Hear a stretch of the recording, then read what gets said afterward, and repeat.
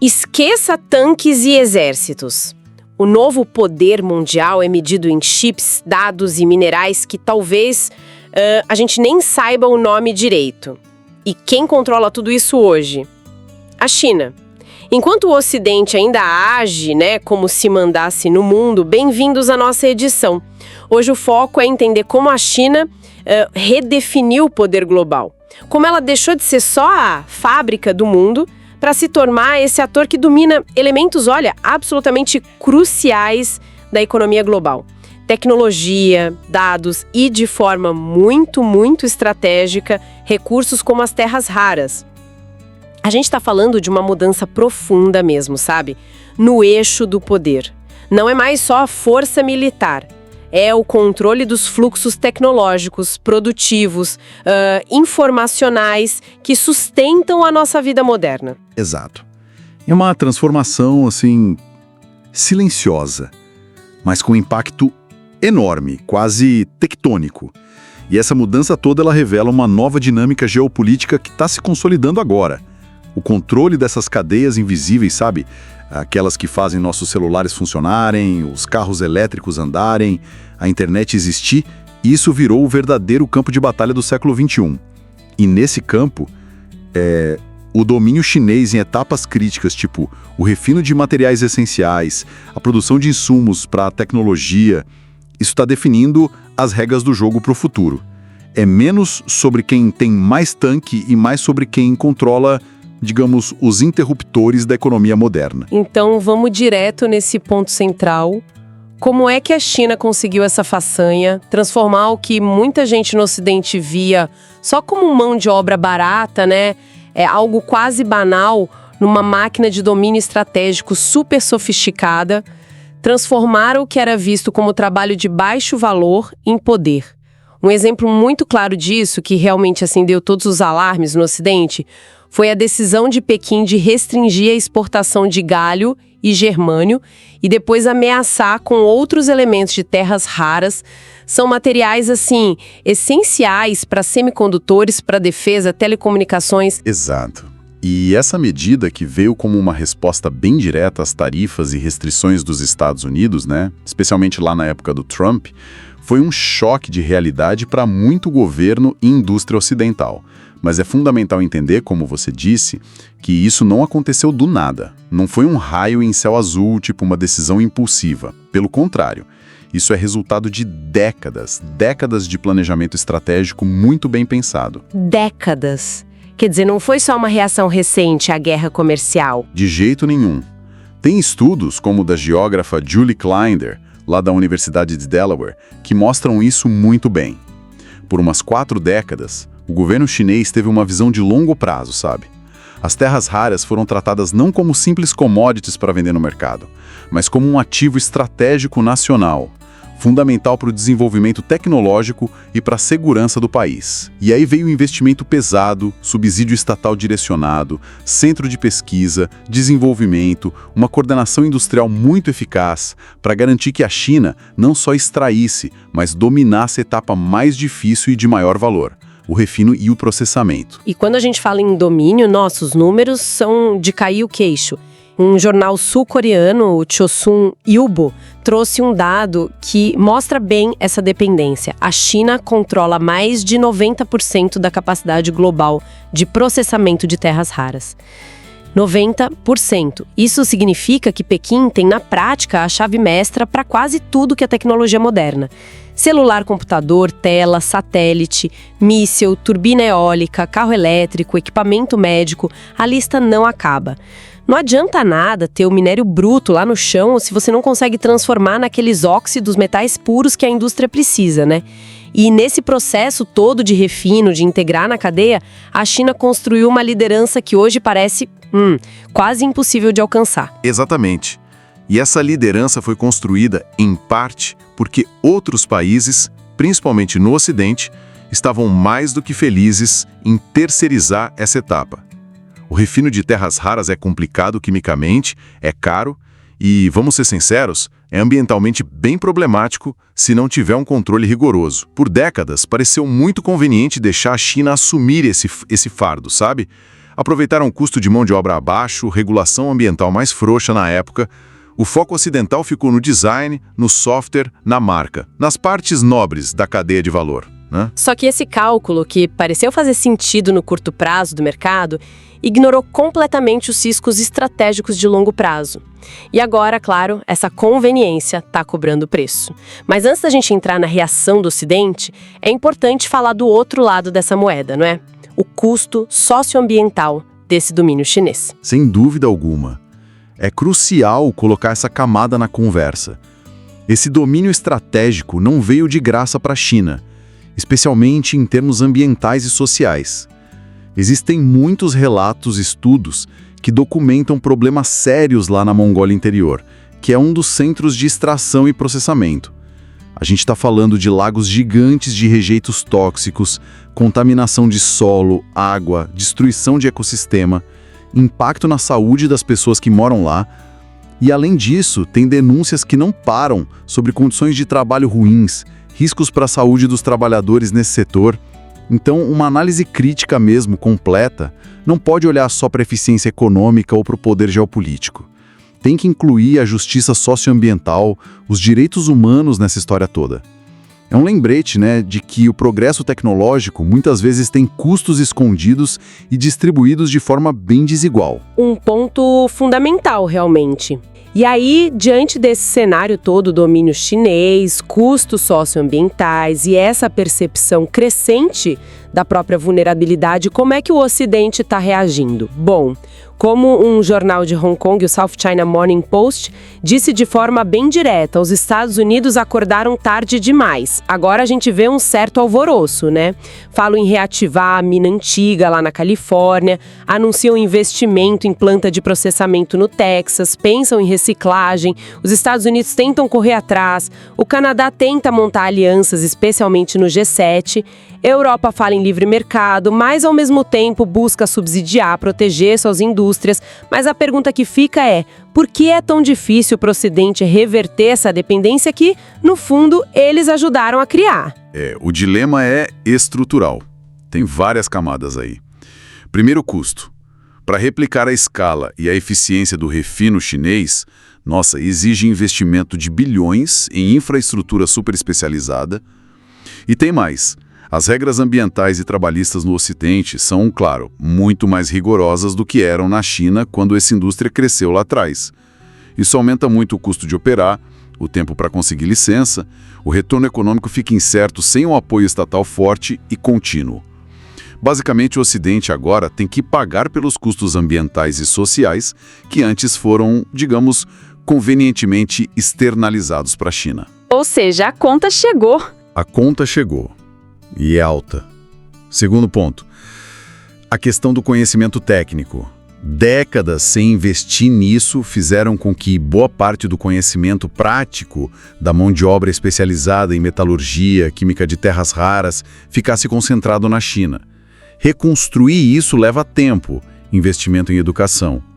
E terceiro, a própria cadeia de suprimentos é um nó. Não é só refinar, tem que integrar isso em componentes tipo ímãs permanentes, onde a China também domina, e depois nos produtos finais. Reconstruir tudo isso de forma segura, diversificada, é um trabalho gigantesco. A gente vê iniciativas, tipo o Canadá tentando liderar esforços no G7 para mapear onde estão os problemas, buscar parcerias com outros países, mas são passos ainda pequenos diante do tamanho do desafio. E aí que entra, para mim, a grande ironia dessa história toda. O Ocidente, né, sempre defendendo o livre mercado, a eficiência privada, a globalização como motor de tudo, acabou criando um modelo que o deixou dependente de um Estado estrategista como a China, justamente nos setores mais críticos para o futuro. E agora, a mesma lógica de mercado que busca o menor custo, a maior eficiência no curto prazo, dificulta retomar o controle dessas cadeias essenciais. A verdade é que o sistema todo se apoiou numa dependência silenciosa da China. Um capitalismo que terceirizou não só a produção, mas, no fim das contas, um pedaço da sua própria soberania estratégica. E agora leva um susto ao perceber que a globalização que ele promoveu criou outros senhores com outras regras. Chega a ser irônico, né? O Ocidente parece ter inventado um modelo que o fez refém. Essa é uma leitura muito pertinente. Essa situação toda expõe claramente o que alguns analistas chamam de crise do modelo liberal de desenvolvimento, ou pelo menos as suas contradições mais profundas. Um modelo que por décadas celebrou mandar a produção para onde fosse mais barato, ignorando ou diminuindo as consequências ambientais, sociais e, olha só, estratégicas dessa escolha. As tais externalidades eram varridas para debaixo do tapete global, né?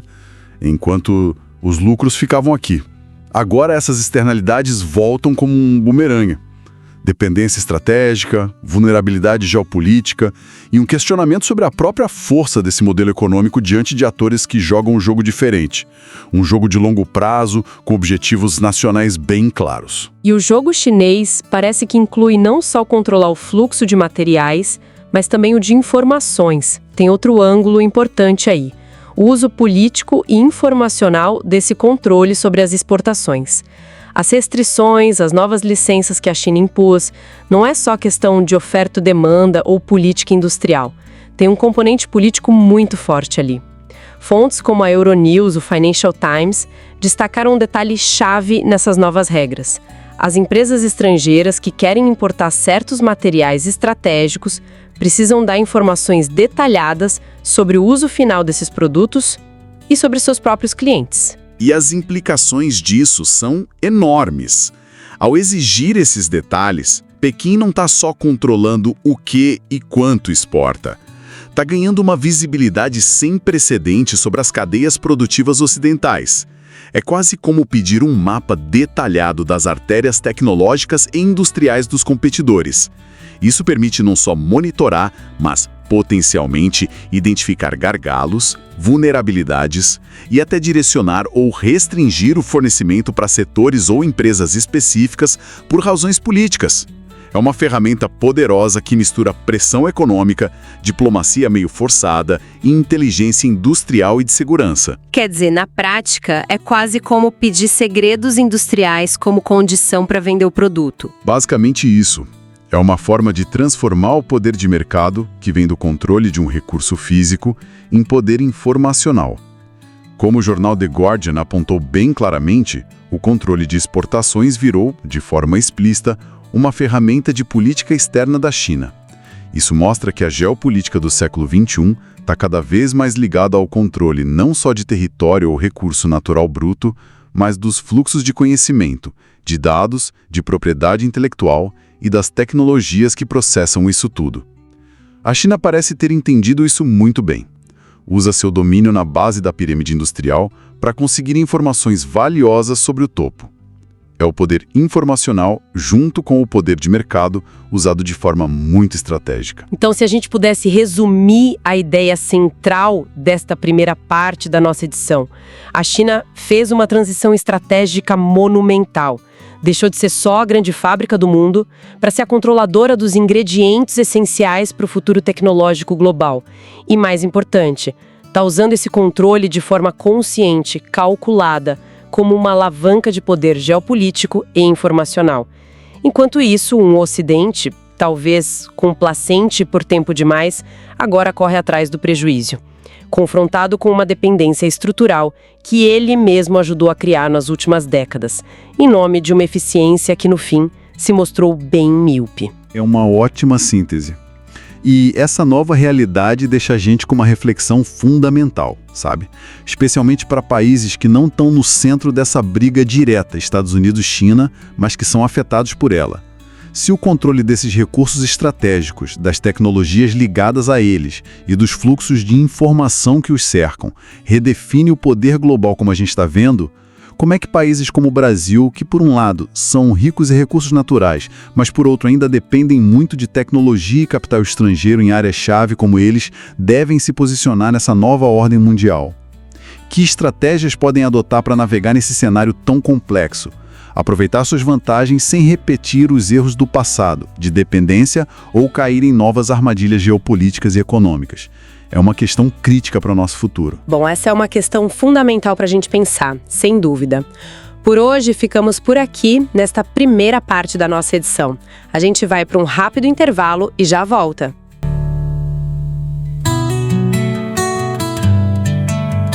Olá, estamos de volta aqui no podcast para continuar a nossa edição.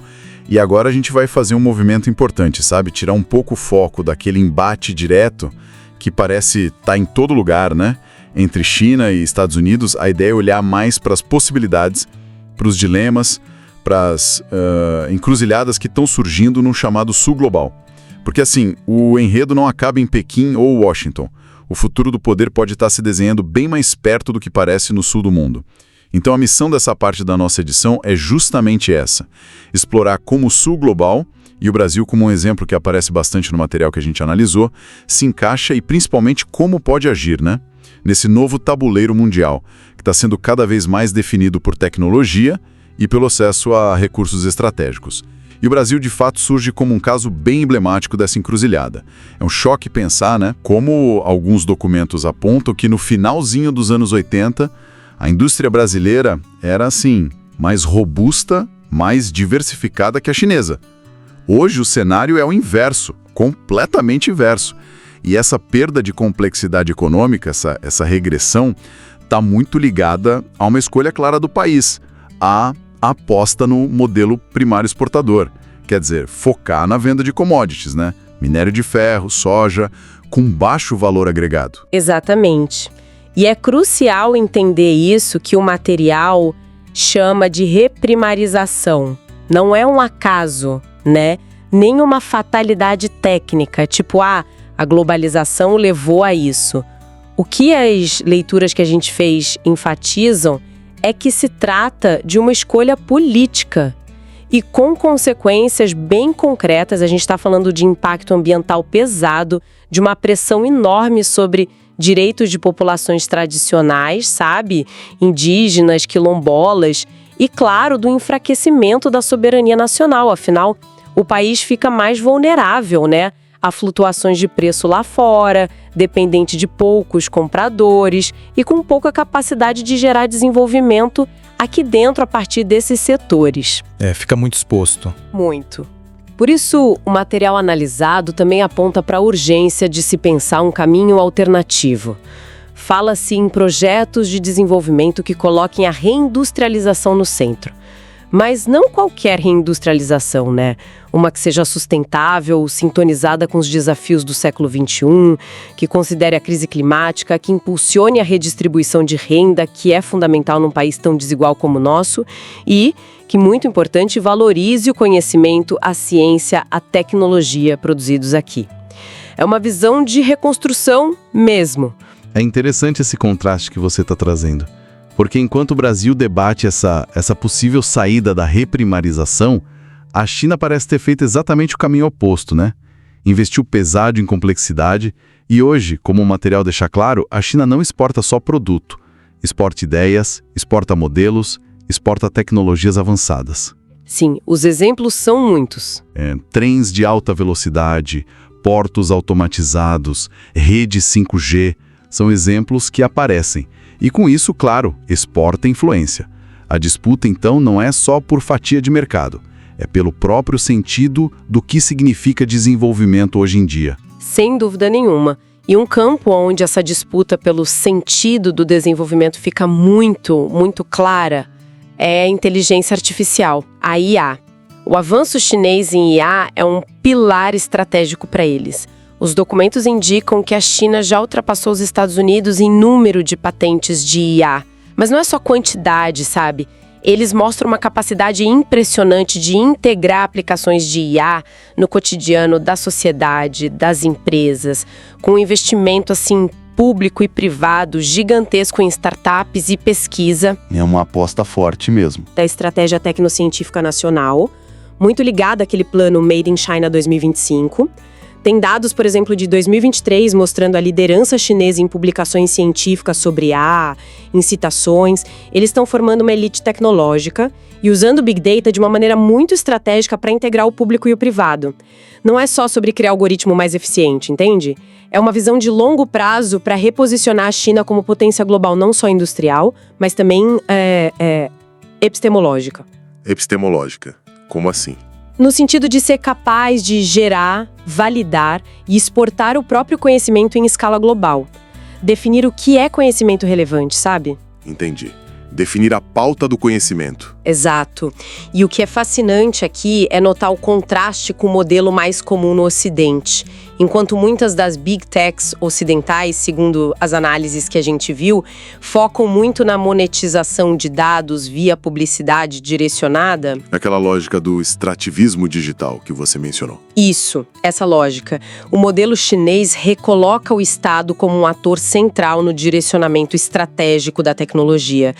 Claro, isso traz junto questões complexas, né, sobre controle social, aspectos autoritários, que geram debates intensos, inclusive dentro da esquerda global, sobre como equilibrar essa estratégia estatal com liberdades individuais. É um ponto de tensão. Com certeza.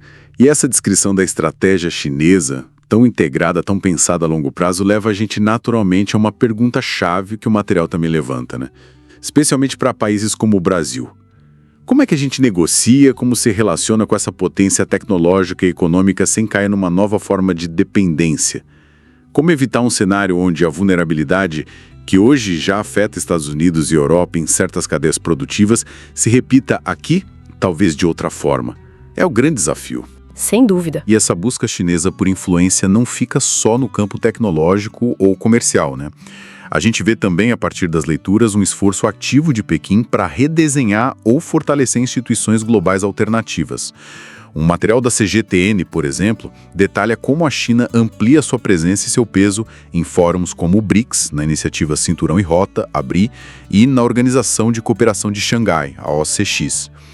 Muitas vezes essa expansão acontece em espaços onde se percebe um certo recuo de Washington, uma certa retração americana. O discurso oficial chinês é sempre de cooperação, um ganho mútuo. Mas o efeito prático é uma tentativa clara de redefinir as regras do jogo global. Perfeitamente colocado. E nesse contexto, o potencial do BRICS merece atenção especial, sim, com o protagonismo chinês, claro, mas também com a participação de economias importantes como o Brasil e África do Sul. O bloco é visto por alguns analistas que estão no material como uma plataforma importante para tentar construir uma governança global mais plural, mais inclusiva, uma governança que procure alternativas àquela lógica puramente financeira que marcou o pós-Guerra Fria, muito alinhada aos interesses ocidentais, né? Sim, uma busca por outros caminhos. Específica citada, do Einar Tangen, via CGTN América, chega a dizer que a liderança desses países do sul global seria vital para devolver equilíbrio e razão à governança global. Isso só reforça que a disputa atual vai muito além de mercados. É uma batalha por narrativas, por sentidos. Quem é que define as prioridades do século XXI? Desenvolvimento para quem? Com que objetivos? Como é que a gente enfrenta a crise climática com justiça, sem que as soluções acabem aprofundando as desigualdades históricas? São essas as perguntas de fundo, sabe? As perguntas realmente grandes. E essa redefinição de influência se materializa em ações bem concretas no mapa, né? Um exemplo que o material destaca é a presença crescente da China no Panamá, um ponto super estratégico por causa do canal. Investimentos em portos, infraestruturas consideradas sensíveis por lá. Isso tudo gera alertas nos Estados Unidos, mostrando que essa competição China e Estados Unidos já saiu do Pacífico e está se manifestando com força aqui na América Latina, no Atlântico.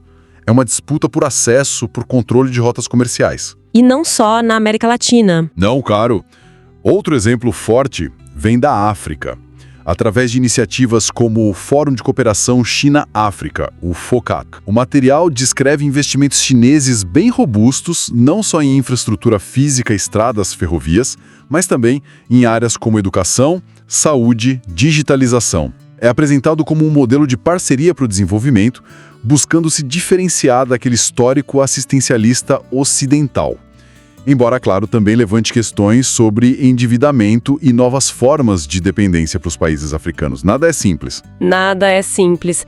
E falando dessa tensão EU-China, mesmo com essas movimentações que você vai descrever do Ocidente para tentar reduzir a dependência, a gente também observa, segundo a Reuters, uns movimentos táticos. Teve notícia de um acordo temporário, para suspender algumas restrições comerciais por um ano, envolvendo terras raras.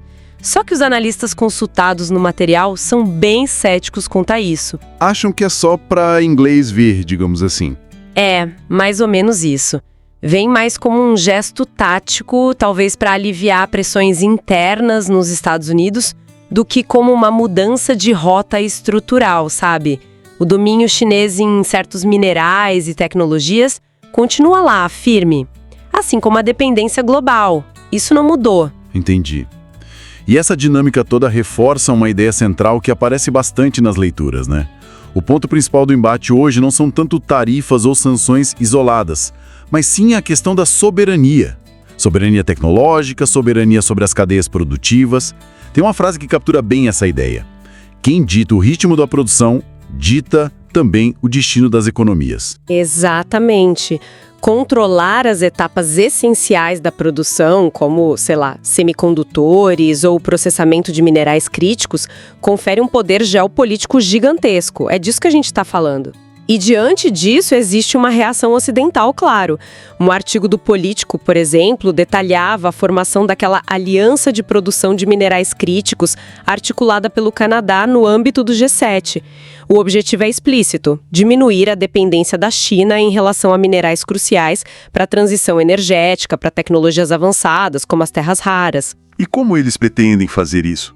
Bom, as estratégias incluem criar estoques conjuntos, usar contratos de compra antecipada para incentivar a produção fora da China, investir em mineração e refino em países considerados aliados, cooperar em tecnologias verdes, tentar criar padrões técnicos alternativos e até financiar pesquisa em reciclagem desses materiais. Parece um esforço considerável. Sim, mas a avaliação que o próprio material faz desses esforços é que, apesar de serem relevantes, eles ainda parecem um pouco tímidos, sabe?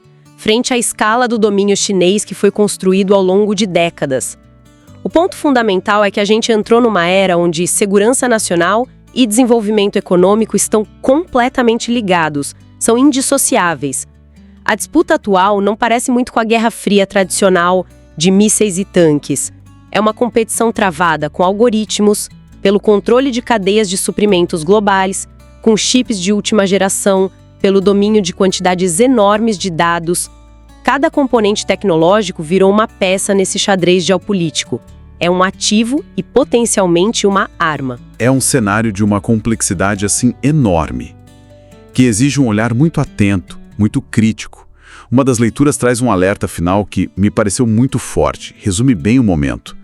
A nova Guerra Fria não é feita de bombas, mas de algoritmos e cadeias de suprimento. O perigo não é só ser dominado, mas não perceber que já somos. É quase um chamado para a gente acordar para essa nova realidade de poder, né? Meio assustador até. Fundamentalmente política, social e ambiental. Se o Ocidente ou qualquer outro conjunto de nações busca mais autonomia, busca um futuro diferente, não basta só tentar replicar a base industrial do passado.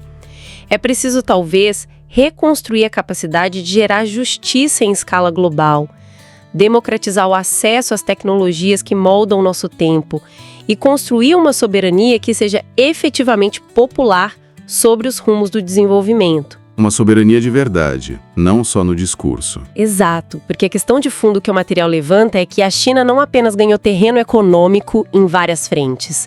Ela efetivamente redefiniu as regras de como o poder é construído e exercido no século XXI.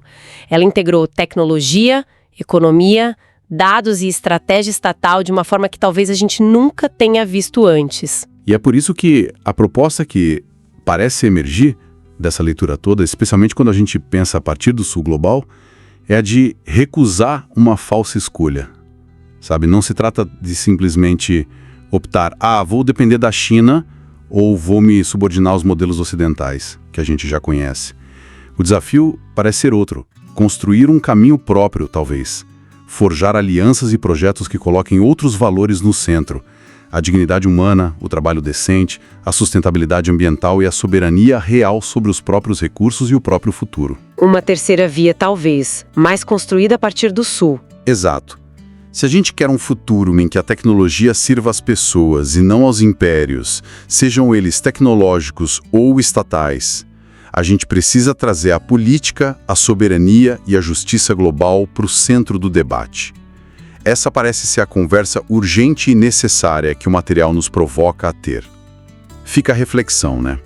Se a nova geografia do poder é desenhada por fluxos de dados e controle de algoritmos, que tipo de bússola o Sul Global precisa construir para navegar e, quem sabe, até redesenhar esse mapa?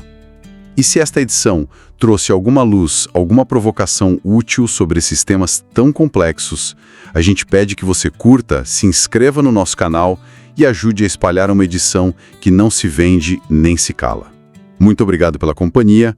Lembrando que os links para todas as fontes que serviram de base para esta edição e também para outros artigos relacionados estão disponíveis aqui na descrição. O podcast está no ar de segunda a domingo, sempre buscando trazer informações relevantes e que provoquem a reflexão. Um abraço carinhoso e até a próxima.